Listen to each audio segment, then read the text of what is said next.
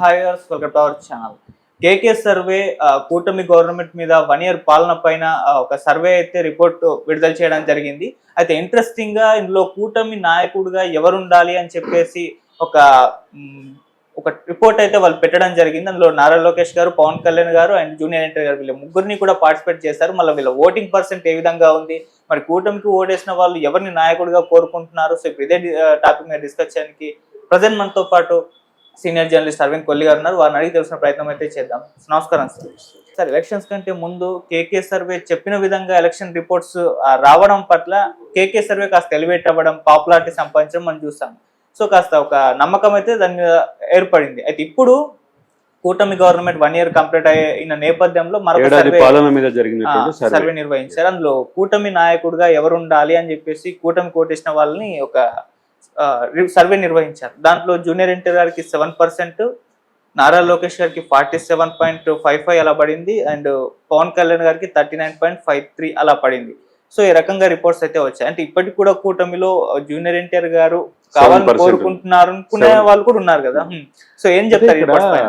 నాకు బాగా ఆసక్తికరంగా అనిపించినటువంటి అంశం ఏంటంటే, వైసీపీ వాళ్ళు కూటమి నాయకుడిగా ఎవరు ఉండాలి అంటే 21% జూనియర్ ఎన్టీఆర్ని కోరుకున్నారు. ఇది అంటే కూటమి కంటే కూటమిలో 7% కోరితే ప్రత్యర్థి పార్టీలో 21% కోరుకున్నారు. అంటే దాని అర్థం ఈ లింక్ నాకు కొంచెం ఆశ్చర్యకరంగా అనిపించింది. దాంతోపాటు మరొక అంశం ఏంటంటే 19 మంది ఎమ్మెల్యేల పనితీరు బాగాలేదు, దాని పనితీరు పట్ల స్థానిక ఓటర్లు అసంతృప్తిగా ఉన్నారు, 19 మంది కష్టమే అనేది, నెక్స్ట్ వీళ్ళనే అభ్యర్థిగా కొనసాగిస్తే చాలా వ్యతిరేక ఫలితాలు వస్తాయి అనేటటువంటిది చెప్పారు. ఓవరాల్గా పనితీరు కేకే సర్వే ప్రకారం అయితే ఓవరాల్గా కూటమి పనితీరు పట్ల కొంచెం సంతృప్తిగా అనిపించింది. ఇక్కడ ఒక ముఖ్యమైనటువంటి విషయం ఏంటంటే, కూటమిలో ఉన్నటువంటి వాళ్ళు, కూటమికి ఓటేసినటువంటి వాళ్ళు 3 ఆప్షన్స్లో 7% ఆప్ చేస్తున్నారు జూనియర్ ఎన్టీఆర్. ప్రత్యర్థి పార్టీలో 21% ఆప్ చేస్తున్నారు. సో 21% ఆప్ చేసే వాళ్ళని అడిగినటువంటి ప్రశ్న ఏంటంటే, కూటమిలో ఈ ముగ్గురులో నాయకులు ఎవరు అనేది. ఇక్కడ 2 అంశాలు ఉన్నాయి. మీ ఓటు ఎవరికి అని అడగలేదు కాబట్టి మీ ప్రత్యర్థి పార్టీలో ఎవరుంటే బెటర్ అని అడిగారు, దానికి 21% ఓకే. అట్లాగే కూటమిలో అంతర్గతంగా కూటమికి సానుభూతి పరులుగా ఓట్లు వేసినటువంటి వ్యక్తులు, వాళ్ళకి సంబంధించిన ఓటర్లకు సంబంధించిన వాళ్ళు 7% ఎవరిని జూనియర్ ఎన్టీఆర్ని కోరుకుంటున్నారు. ఇక్కడ ముఖ్యమైన అంశం ఏంటంటే, ఇవన్నీ వితౌట్ చంద్రబాబు. చంద్రబాబు నాయకత్వాన్ని ఇంకా అభిమానిస్తున్నారా అనేది ఒక ప్రశ్న అయితే, రెండోది అసలు ఇక్కడ పోలికలో ఎక్కడ జగన్మోహన్ రెడ్డి లేకపోవడం. సో దీని ఆధారంగానే చూస్తే కూటమి సానుభూతి పరులుగా ఉన్న వాళ్ళల్లో ఏదైతే అసంతృప్తి ఉందా అనేటటువంటిది, యువనాయకత్వం పట్ల అసంతృప్తి ఉందా అనేటటువంటి దానికి అది కొంత క్లారిటీ వచ్చిందనేది అర్థం.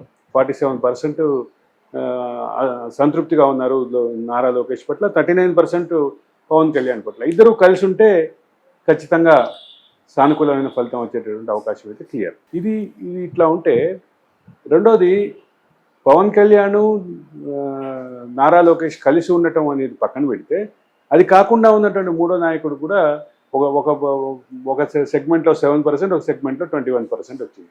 కాబట్టి ఇక్కడ కూటమిలో యువ నాయకత్వం పట్ల సంతృప్తి వ్యక్తం అవుతుంది అనేది ఒక పాజిటివ్ ఉన్నటువంటి కూటమికి. ఈ రిపోర్ట్లో అన్నిటికంటే కీలకమైనటువంటిది కూటమి మీద 19 మంది ఎమ్మెల్యేల పట్ల అసంతృప్తి. కూటమిలో ఉన్నటువంటి ఓటర్లు కానీ, కూటమికి బయట ఉన్నటువంటి ఓటర్లు కానీ, సహజమైనటువంటి న్యూట్రల్ ఓటర్లు కానీ, వీళ్ళందరి పట్ల వ్యక్తం అవుతుంది. ఈ 19 పెరగకుండా చూసుకోవాల్సినటువంటి బాధ్యత కూటమి మీద ఉంది, కూటమి నాయకత్వం మీద ఉంది.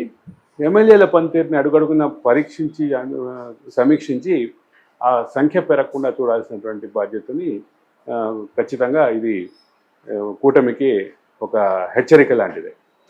19 మంది మొదటి సంవత్సరంలోనే వ్యతిరేకత కూడగట్టుకుంటే ఆ సంఖ్య పెరిగేటటువంటి అవకాశం ఉంది. కాబట్టి ఆ డైరెక్షన్లో వెళ్లకుండా చూడాల్సినటువంటి అవసరం అయితే క్లియర్.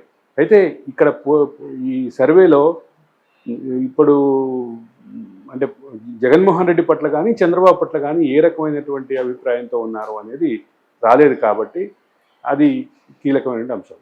ఇంకొక పాయింట్ అంటే ఇది సర్వే నిబద్ధతని చెప్పడం నా ఉద్దేశం కాదు, సర్వే సంస్థ యొక్క ట్రాక్ చెప్పడం నా ఉద్దేశం. సర్వే సంస్థ ట్రాక్ని గమనిస్తే ఆంధ్రప్రదేశ్కి సంబంధించినటువంటి గత ఫలితాలు ఆ సర్వే సంస్థ ముందుగానే ఊహించింది. ఆ సెఫాలజీ వాళ్ళు వాడినటువంటి సెఫాలజీ విధానం ఒక పర్ఫెక్ట్గానే పనిచేసింది.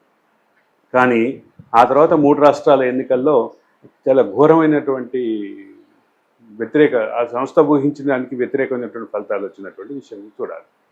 ఆ సంస్థ ఊహించిన ప్రకారం అయితే ఢిల్లీలో మరోసారి ఆమ్ ఆద్మీ పార్టీ అధికారం చేపట్టాలి. ఆమ్ ఆద్మీ పార్టీ వ్యతిరేకమైనటువంటి ఫలితాలు పొందినటువంటి పరిస్థితి.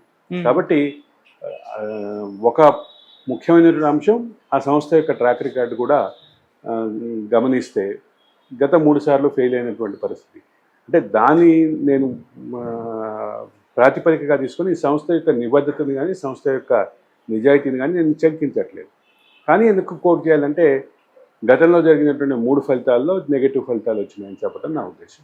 ఓకే సార్, ఇక్కడ మా పవన్ కళ్యాణ్ గారు అండ్ నారా లోకేష్ గారు వీళ్ళిద్దరికి పర్సంటేజ్ పెద్దగా డిఫరెన్స్ లేదు, దగ్గరలో ఉన్నాయి. అంటే వీళ్ళిద్దరి నాయకత్వాన్ని కోరుకోవడంలో ఇద్దరు సమిష్టి నాయకత్వం ఉంటే ఒక పాజిటివ్ రిజల్టే వస్తుంది అనేది దానికి నిదర్శనం. అంటే ఫ్యూచర్ లో వీళ్ళిద్దరి మధ్య పోటీ ఉండబోతుంది వీళ్ళిద్దరి మధ్య. నేను ఇటీవల కాలంలో 2-3 వీడియోలో చెప్పాను. కూటమి నేతృత్వంలో ఉన్నటువంటి ప్రభుత్వము కూటమికి సంబంధించినటువంటి ముందడుగు. ఈ మొత్తం క్రమంలో కూటమి చాలా కీలకమైన పాత్ర పోషిస్తోంది. కూటమి కలిసి ఉండాల్సిన అవసరం, కూటమి కలిసి ముందుకెళ్లాల్సిన అవసరం మరోసారి ఈ సర్వే చెప్తోంది. ఈ సర్వే చెప్పడంతో పాటు కూటమిలో అంతర్గత వైరుధ్యాలు రాకుండా చూసుకోవాల్సిన అవసరాన్ని కూడా ఈ సర్వే చెప్తుందని చెప్పకుండా. Right, thank you so much sir.